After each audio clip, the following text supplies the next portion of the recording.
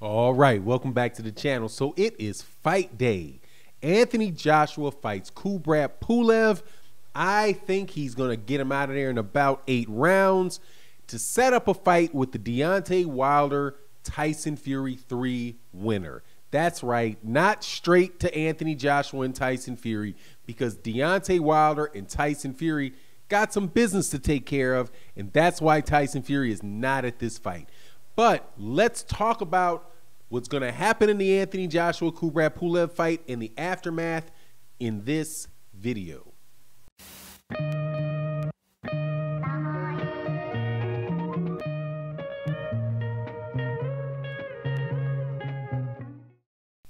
All right, welcome back, welcome back. So, Anthony Joshua, WBA, IBF, and WBO heavyweight champion of the world. Wow, it has been so long since I've done an Anthony Joshua video that I have a hard time getting out what the belts is, what the belts are that he holds.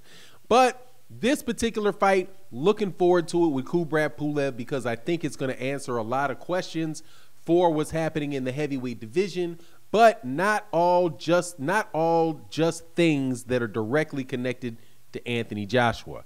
I think that it'll also have a heavy effect on, it should have a heavy effect on what takes place with Deontay Wilder and Tyson Fury, at least if you're listening to what they're saying on the media. But first things first, Anthony Joshua and Kubrat Pulev, what should you expect to happen in this fight?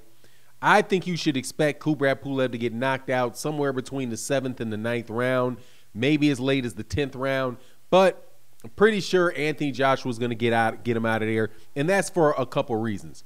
First, the fight's going to be a chess match for a little while, maybe the first couple rounds, a lot of feeling out of the jab. I think that what's going to happen is Kubrat Pulev is pretty much going to try to work around and counter the jab of freeze the jab and counter the jab of Anthony Joshua.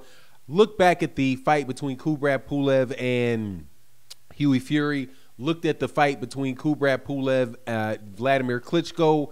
That's one of the big things that Kubrat Pulev has. He has a really he holds his guard out kind of wide. He's active with his hands, and he's trying to really freeze up what his opponent is doing with his right hand by just kind of circling and moving his hands around and keeping them in place, and then throwing off their timing, and then hitting them with shots like that. Kubrat Pulev is he's a very wily vet, smart fighter. And I think that, in the beginning of the fight, he'll cause some problems for Anthony Joshua, might cause him a little confusion. But as time goes on, the length, the size, the strength, the technical skill of Anthony Joshua, I think, is going to overcome Kubrat Pulev. And I think you're going to start seeing Anthony Joshua start really landing, especially if he goes to the body, especially if he jabs up and down. But, this is the kind of the classic European, well, I think Anthony Joshua was a classic UK fighter. And then you have Kubrat Pulev is a bit of a classic Eastern European fighter. I just think that Anthony Joshua's physicality is going to be too much. His size, his youth, all of that's going to be too much. And also I think that he showed with Andy Ruiz that he has the ability to box on the outside. Now, one of the things that I think that he's going to do in this fight, and one of the changes, and this is a video, I can't remember the name of the channel that I saw this on, but it was a really good observation. Talked about the difference between what happened in the first Anthony Joshua fight with Andy Ruiz and what happened in the second. One of the technical adjustments that Anthony Joshua made was to continually jab him from a high guard like this, and not up jab him with his hand down below, up top, right? Coming from here to here, because that's something that Kubrat Pulev is going to be able to time that. He keeps his, similar to Daniel Dubois and Lennox Lewis, he keeps his jab out forward, closer to his opponent, where other people keep their jabs, hold the phone, keep it here. Kubrat Pulev is holding it out here. So he's going to be able to hit you quicker with that jab than he would if he brought it all the way back up by his ear, right? So when you up jab with a guy like Kubrat Pulev, because his hand is here, it's going to get there that much quicker, and he's going to time you with some nice jabs, maybe follow with a right hand and a left hook, that type of stuff. But AJ made an adjustment against Andy Ruiz in the first fight to the second fight was more defensively responsible. And I think that you'll see that again in this fight all the way through to the end with Kubrat Pulev. And that's why I think over time he's going to wind up knocking Kubrat Pulev out. Now, as far as what happens next, right, Anthony Joshua is not going to fight Tyson Fury. He's not going to fight Deontay Wilder. Because more than likely, Deontay Wilder and Tyson Fury are going to fight each other. But even if they did not, I still do not believe that Anthony Joshua and Eddie Hearn are going to put him in with Tyson Fury in his next fight. And there's several reasons that make me feel that way. Now, first is obviously the fact that Tyson Fury is not coming to this fight. Right? He's not going to be, well, I don't know. Yeah, it was 1,000 people, so he could have been ringside if he was trying to make that fight, right? But why wouldn't he be there?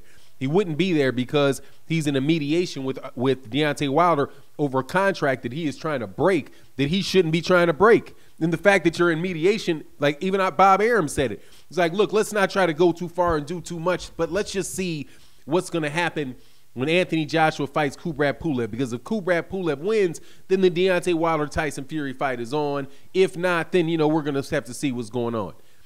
Blah, blah, blah, blah, blah, dude. I don't think Tyson Fury is going to, number one, I don't believe Tyson Fury is going to go straight to Anthony Joshua anyway, because Tyson Fury got the same problems with Anthony Joshua that he got with Deontay Wilder now, and that is that everybody knows you cheated. You know what I'm saying? Everybody know you cheated. Anthony Joshua and those UK folk knew that ahead of time, but know exactly how dirty he is. Like, I think there's a lot of guys that you can see and prepare for a fight for, or think about, at least from my perspective, when the fight is getting made, I'm going to be like, oh yeah, that's going to be a rough and rugged fight. Ooh, how are they going to deal with like some of the gamesmanship, right? I would think that against, when guys would fight Bernard Hopkins. When Bernard Hopkins was in his 40s and his 50s, right? How are people going to overcome that? But in this particular circumstance, dude, you're not talking about somebody that is just a rough fighter, just somebody that is really, really rugged, and you might have to deal with a little bow here, a little bow there, right? A little something. No, Tyson Fury is a cheater on a whole nother level, dude. He takes it to 10 on the cheating. Okay, he takes it to 10 on the cheating. So that, I think, something that Anthony Joshua and Deontay, that Eddie Hearn and those guys are going to watch. And Eddie Hearn knows that this stuff is true because Alexander Usyk's people caught them guys out there with some gloves just in the last fight, where Eddie Hearn is talking about how, the reason the glove is so, what did he say? The reason why Derek Chisora's gloves are so thin is because these are the same gloves that Dillian White wore in his last fight. Like, what are you doing, man? How could you? Why you can't afford new gloves? You know what I'm saying? Like, all this money you guys are talking about, and you have to wear the same gloves between the Derek Chisora fight and the Derek Chisora fight and Derek Chisora and what's his name? And Dillian White have to share gloves. like you guys, all that money you guys say you have, all that money you play YouTube channels and all that, you can't come up with enough money. What is it? How much is a really expensive pair of boxing gloves? Custom made, what, 1,000? Like at the high end, you know what I mean? Well, unless they're like Louis Vuitton gloves, you can afford that, man. So anyway, man, it's the cheating. It's the cheating. And I think it's rampant over there in the UK. It's probably rampant here though, but they're being real obvious about it right now.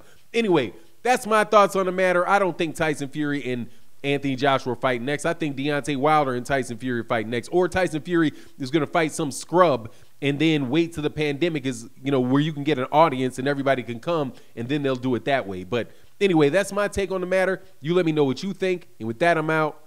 Peace.